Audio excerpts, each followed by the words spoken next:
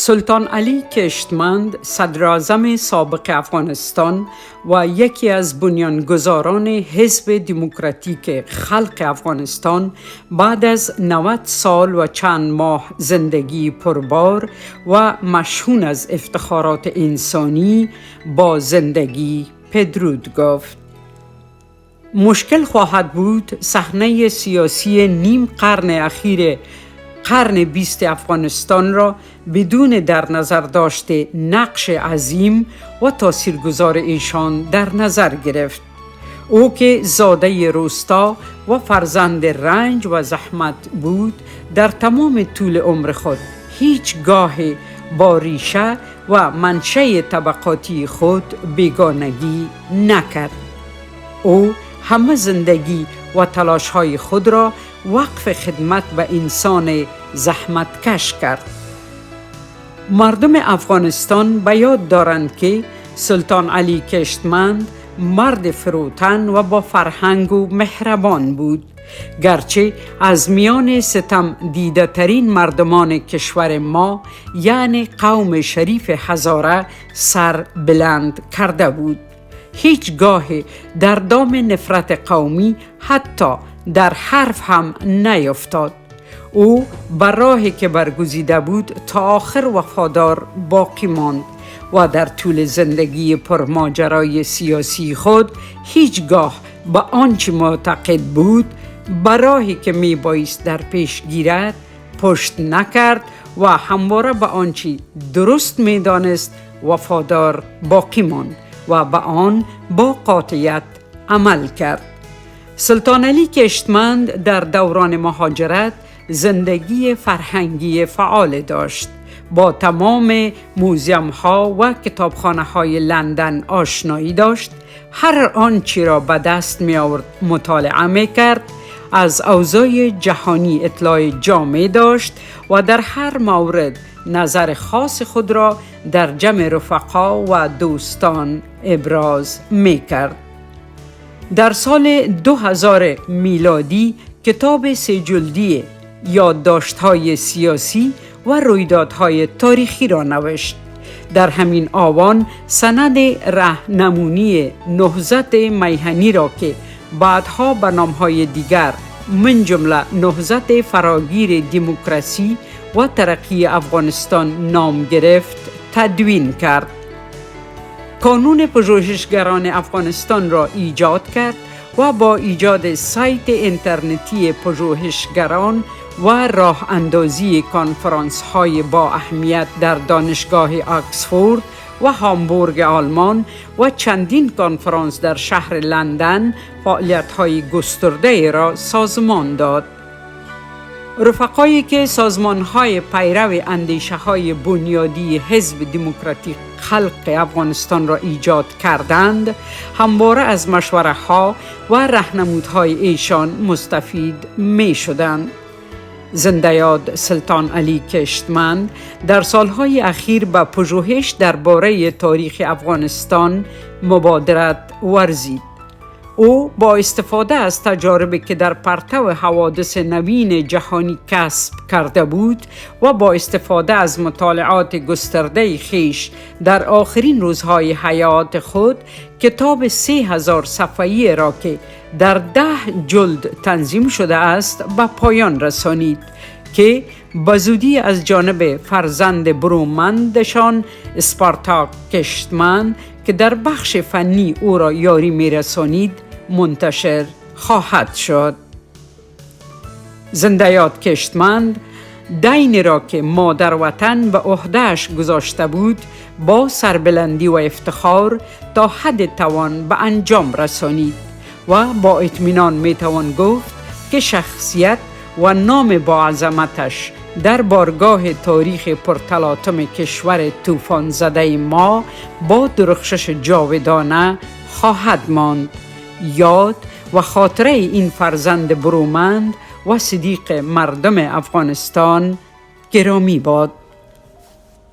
بسم الله الرحمن الرحیم.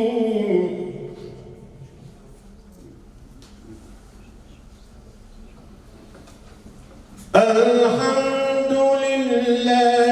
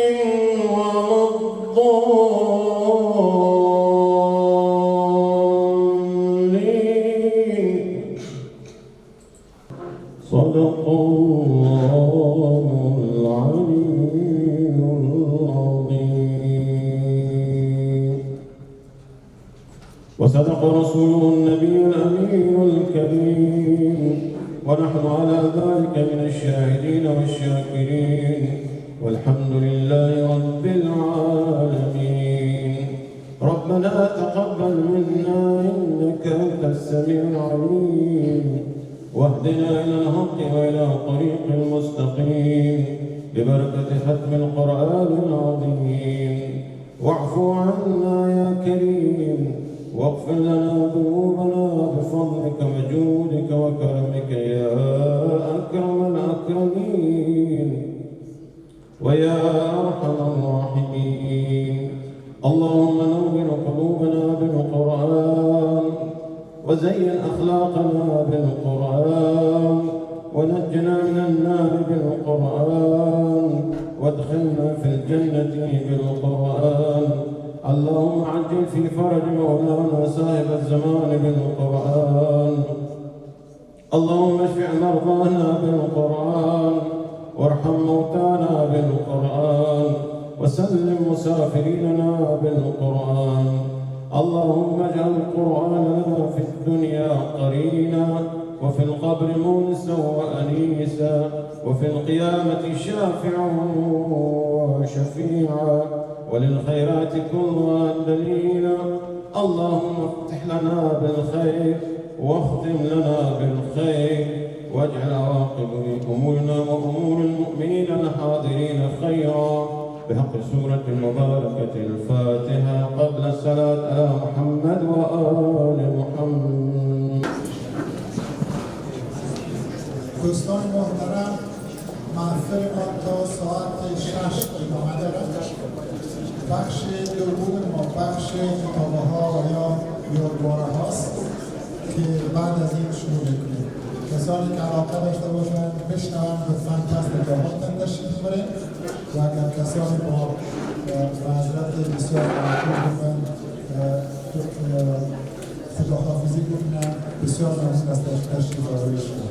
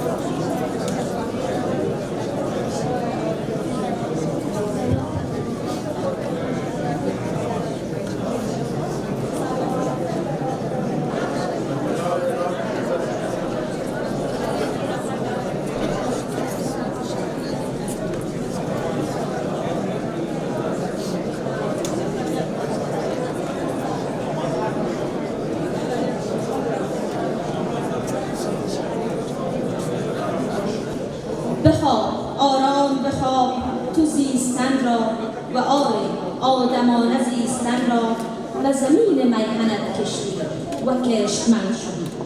روانت شاد، یادت انوشن. سپاس.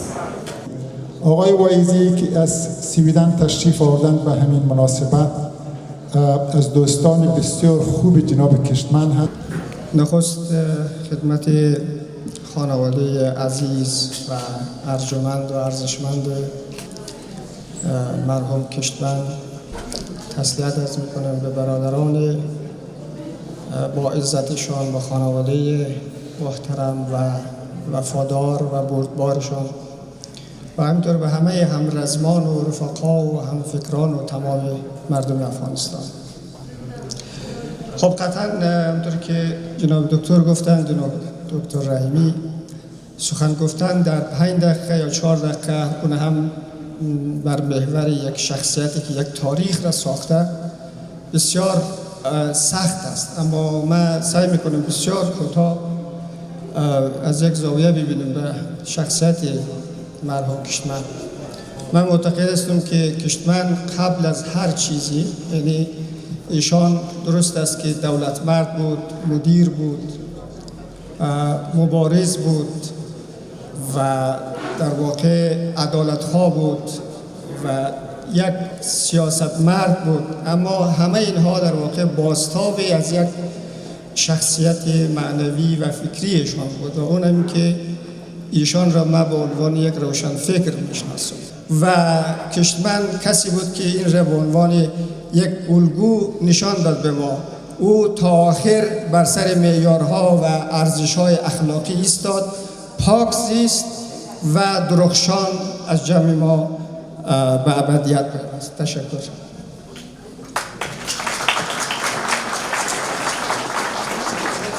ممنون. سخنران بعدی ما آقای آدینه سنگین است. سپاسگزارم. با عرض سلام، اول از همه سپاسگزار هستم که با ما فرصت داده شد تا با این فشردگی یک چیزی بتانم خدمت شما به عرض برسانم. از دست دادن شخصیتی به بزرگی جناب کشتمند واقعا غمی از جانکا و فراموش نشدنی و حقیقت عمق این غم جانکا را میتوان در این روزهای دوبار در پیام‌های دید که با چی گستردگی از طرف طیف وسیع وطنان ما،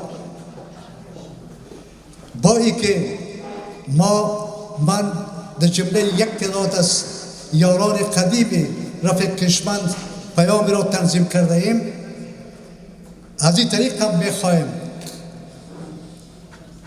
در تحمل این غم جانکا در چهره کریمه جان، یار 60 ساله شان، همسر 60 ساله شان و در چهره از اونا به همه اعضای خانواده، فامیل محترمشان، به همه عدالتخواهان و وطن دوستان شکیبایی آرزو میکنم. ما بسیار تشکر میکنم، معذرت میخوایم که اگر چنین شد. اونا برای من یک گروهی بزرگ بود، یک رهبر خردمند بود، یک آموزگار بود. مرا ببخشید که اضافه شد.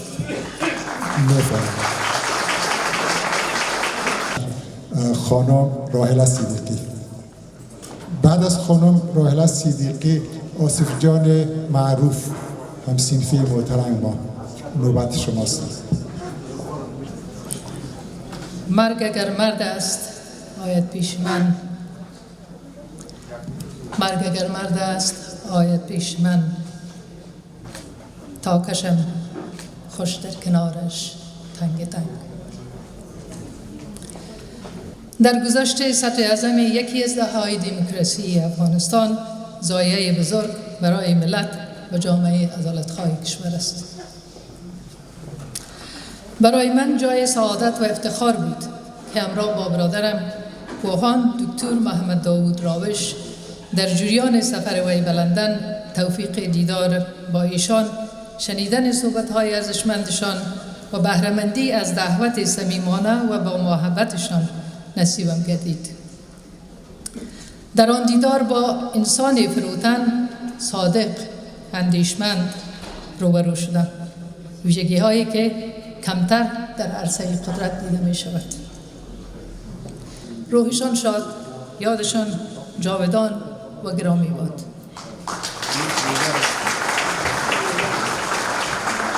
بسیار ممنون. آقای آصف معروف. سلام و عرض تسلیت. در این حالی که مراسم تسلیت است، تجلیل از زندگی شکوهمند یک مرد است که درس‌های بزرگی در تاریخ سیاسی افغانستان بر جا گذاشتند. مرد با وقار، متواضع و روشن ضمیر دیدم.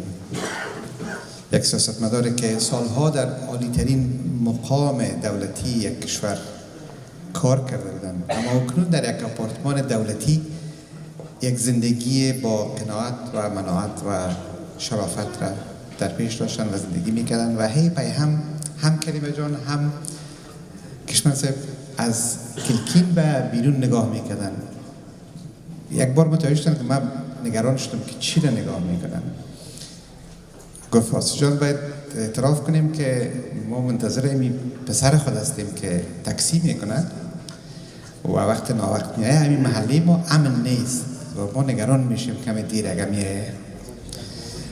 و این ناگهان مرا تکان داد که مقایسه کردم امو شب کشمن صاحب با رهبرایی که در کابل دیده بودم، در پاکستان دیده بودم و در لندن دیده بودم که از در اوت یک مقام کار کرده و پسرش هنوز تاکسی میکنه برای که بتونه مصارف او خانواده کوچک را تامین کنه. و افتخار میکنم که امروز شنیدم که او پسر امروز مثل که پیلوت است، درس هم میخوان و تاکسی هم میکرد. و من از اینجا شروع میکنم که این مقایسه و شب واقعا در ذهن من کشمن صاحب با یک نماد یک سیاستمدار اخلاقی مبدل کرد و یک نام نیک از کشمن صاحب در خاطرات خود در قلب خود دارم. تشکر. بسیار تشکر آصف جان. بله، سخنان بعدی ما آقای داوود رزمیار هستند.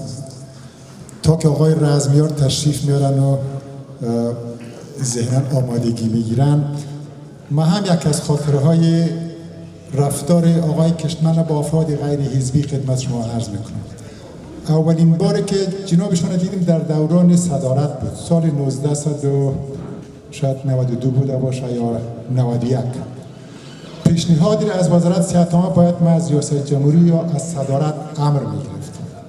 خب در افغانستان که اپاینتمنت نیست، هنوز هم از اپاینتمنت نیست و هر کس میره و سکرتر میگه من کار دارم و سکرتر میره داخل و بیرون میگه بفرمایید. داخل شدم، آقای کشمن پشت یک میز بودند و بالا ایستادند. چیزی که تا هنوز در خاطرم نقش است و حس میکنم، دستان بسیار نرم و گرم و ملایمی داشتند. کسانی که با ایشان هم صحبت شدن قول دادن شاید یادشان بیاد، دستان بی نهایت گرم و محبت آمیز داشتند. در ختم از که محفل خلاص شد مضمون امضا کرد، خودشان برخواستند، ما هم آدم حزبی نبودم، برخواستند تا دروازه را باز کردن، اونجا بر من خداحافظی کردن.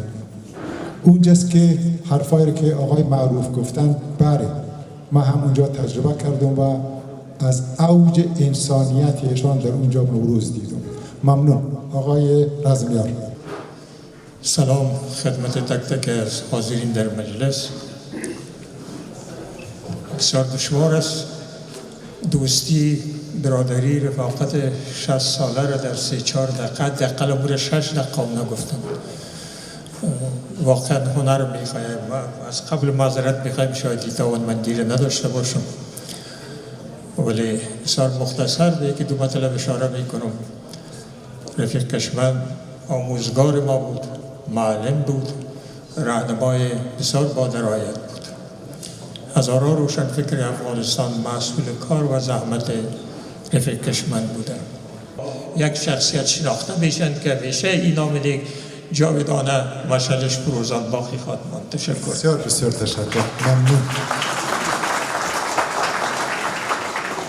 آقای کارگر ممنون از تشریف آوریدتون. بفرمایید.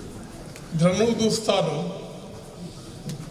معزز مشرانو، ملګرو او د ډیر درون شخصیت نو د یو عظیم انسان یاد د ارمان لرونکي نسل یاد دی، هغه چې ډېرې سترې هیلې درلودې او د خپلو هیلو د پوره کېدو لپاره یې کړاوونه زندانونه وګالل. دا د نن د هغه په نشتون کې د هغه یاد کوو. ارواښاد کشمن په ډېرو خبرو او د هغه د کارنامو په یادولو ارزي. هغه د خپل ګوند لپاره سرښندنه وکړه چې د خلکو او هېواد لپاره د سرښندنې لومړی ګام. خو ستا کارنامې ایثار او سرښندنه به لا پسې د تاریخ په ټټر کې وځلېږي. راتلونکي نسلونه به ترې زده کړه وکړي. روح دې ښاد وساتي.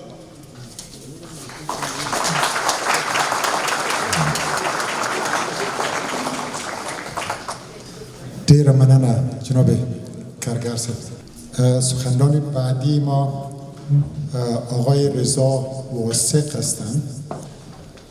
الهی ملک و ماوا پرسکون باد، الهی ملک و ماوا پرسکون باد، رخی این بوم و بر به اشک و خون باد. چون نوروز آید و فصل بهاران، چون نوروز آید و فصل بهاران، مزاری کیشتمندان لالگون باد. اکنون که آن فقید و فرزانه وطن در این دنیای فانی نیست، اما افکار انسان دوستانه و راهنمودهای مدبرانه و صادقانه او برای تحقق یک جامعه انسانی در افغانستان عزیز برای همیشه به یادها ماندگار و جاویدانه خواهد ماند. با احترام.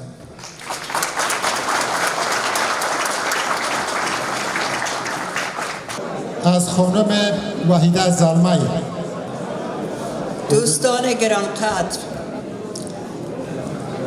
گویند مرگ نقطه انجام در کتاب زندگی نیست. آری افراد آگاه و نیکوکار در خاطر آدم ها زنده میمانند.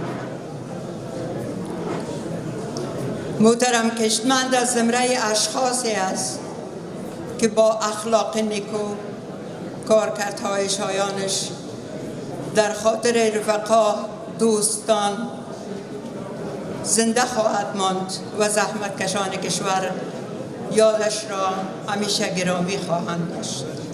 روحشان شاد خواسته، یادشان گرامی بود.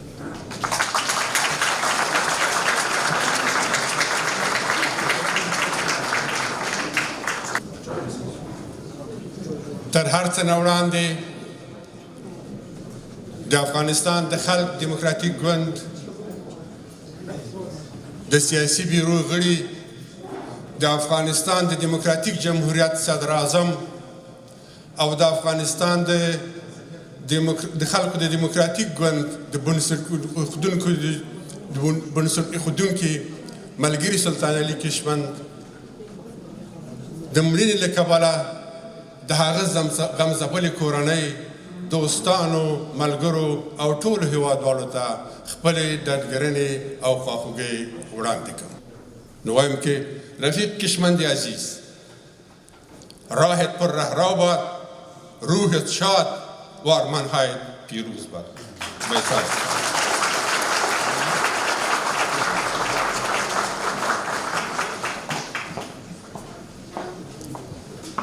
بسیار تشکر آقای زیارمرد. و در این بخش از آقای مجید سکندری خواهش میکنیم که تشریف بیارن. به نام پروردگار عالم و آدم، با اجازه شما و همه خانواده سوگوار رفیق کشمند و همه عزیزانی که برای رفیق کشمند سوگواری داریم،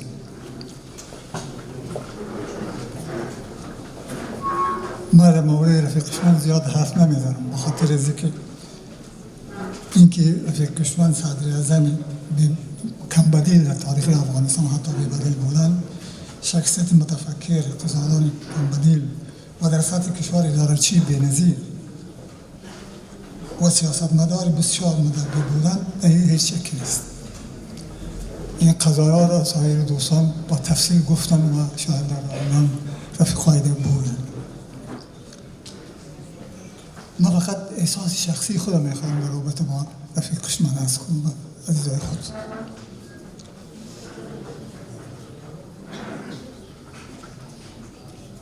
من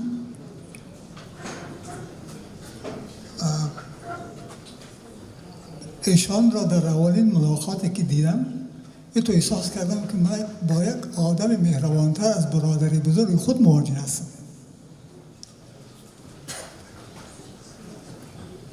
و همین با استفاده می فرصت میخوایم تاکید بکنم که و خانواده رفیق کشمن هم میفهمند که رفیقان میفهمند که رفیق کشمن همیشه لالا خطاب کرده و دلیل از این بود که ما در 60 سال تولدم اشتراک کردم در این رابطه 11 سال پیش. یاد همه رفقای شهید ما، همه آنهایی که به خاطر آبادی، سرفرازی وطن اندیشیدن، مبارزه کردن، رفتن یا هستن، یادشان رفته ها گرامی باد و عمر دراز برای همه دوستایی که چی هستن. ما با کریمه جان و کلی اعضای خانواده رفیق کشمن از قلب خود بسید ما واقعا به خاطر کشمن به خاطر لالم داغار شد، قلبم داغار شد. سلام باشید. مهمانان عزیز، دوستان و عزیزان گرامی، خصوصاً بانوان محترم و عزیز که امشب به خاطر یاد بود از شخصیت والای کشور ما شما محترم یا متوفا کشمن صاحب همه در زیر ایثاق جمع شدند. اجازه بدین که ما در آغاز شعر یکی از شاعرای بسیار زیاد مهم، برجسته و عالی دنیای ما و شما در پایان بار دیگر مراتب تسلیت و همدردی همه خویش را به اعضای خانواده محترم آن مرحوم، رفقا، دوستان، همکاران و تمام مردم شریف افغانستان ابراز داشته از درگاه خداوند متعال برای آن مرحوم مغفرت و آرامش ابدی و برای بازماندگان صبر جمیل و اجر جزیل مسئلت می نمایم. روح شاد و یادش جاودان باد. تشکر از توجهتان. تنها یک سخنرانی دیگر میگذاریم که از جناب اسدالله کشمن هستند. در آخر دوستای بسیار عزیز و گرامی، با درد و رنج خدمت شما عرض میکنم. امروز ما با عزیز فرهیخته وداع کردیم، ولی تاریخ با ایشان وداع نکرده است. تازه دالانای تاریخ بروی ایشان باز شده. انسان ها تا وقتی که زنده هستند در برابر آزمایشات جدید قرار دارند. ایشان تمام آزمایشات را پشت سر گذاشتند و سرفراز و سرخروی وارد دالانهای وسیع تاریخ شدند. برای من بسیار دشوار است که درباره فردی که تمام اندیشه و روان ملهم از آموزه های ایشان است در چند کلمه کوتاه سخن بگویم. ولی به هر حال ایشان مانند عقاب بلند پرواز در صخره‌های بالای تاریخ توقف کردند. هیچگاهی وظایف خود را نادیده نگرفتند. انسان بسیار با مسئولیت بودند. هنگام احراز مسئولیت‌های بالای دولتی لحظه هم و تکبر و غرور و بی‌اعتنایی نسبت به سرنوشت مردم در خصوصیات اخلاقیشان دیده نشد و هنگام شکست هیچگاه ذلیل نشد. سرفراز و امیدوار نسبت به آینده زندگی کردند. مردم افغانستان حق بزرگی را بر عهده بر هر یک ما دارد. ایشان ما فکر میکنم تا حدود زیاده دین را که وطن بر دوشش گذاشته بود با شایستگی و صداقت و وفاداری به منافع مردم انجام داد. سلطان علی کشتمند فرزند وفادار وطن بود.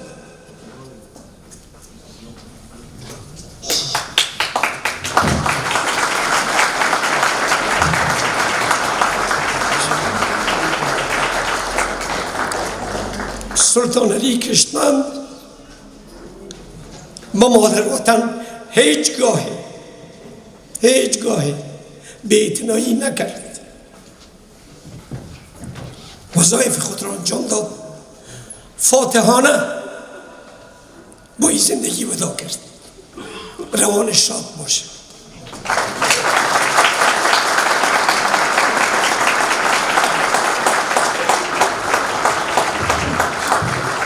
جناب فرخ نگهدار که به عوض ایشان آقای مهدی خراسانی میخوایم کلمات را عرض بکنم که ایشان آقای نگهدار رهبر اسبق فدایان خلق ایران بودند و از اکثریت و دوست و رفیق وفادار آقای کشتمند از حتی بر ما گفتن از کابل گرفته تا لندن همیشه با ایشان همکلام بودن و دوست نزدیکشان بودن. مهربانی شما. آقای مهدی خراسانی.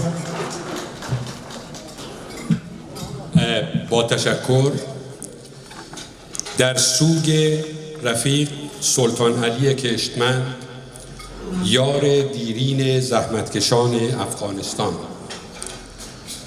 گفت کسی خواجه سنایی بمرد، مرگ چنین خواجه نکاریست خورد. در نهایت تأثر و تأسف فقدان رفیق سلطان علی کشتمند این انسان بزرگ را به رفیق اسد کشتمند، خانواده بزرگ کشتمند، بازماندگان و ملت شریف افغانستان تسلیت می‌گوییم. حضور ارزشمند و تأثیرگذار، خدمات ارزنده و منش انسانی ایشان در یاد و خاطره مردم افغانستان و ما ماندگار است. نام رفیق کشتمند برای بسیاری از ما مبارزان سیاسی ایران که در دهه 1360 ناگزیر به ترک میهن شدند و به افغانستان دموکراتیک آن روزها پناه بردند مترادف است با مهمان نوازی، همبستگی و رفاقت سوسیالیستی مردم و دولت افغانستان، حمایتی که در حافظه تاریخی این نسل از مبارزان باقی خواهد ماند.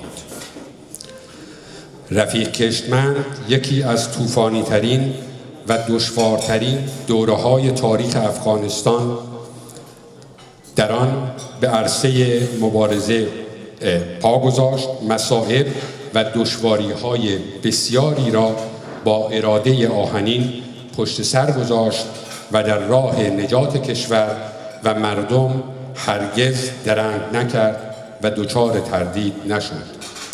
او در سال 1360 به مدت 8 سال مسئولیت صدر اعظمی افغانستان را به عهده داشت.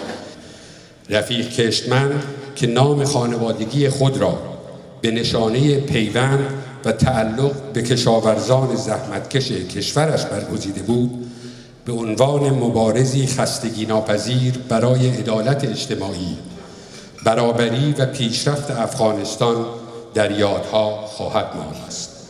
با آرزوی صلح، رفاه آرامش و ترقی برای ملت‌های افغانستان و ایران.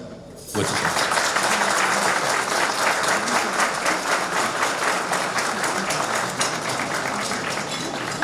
خیلی ممنون جناب خراسانی.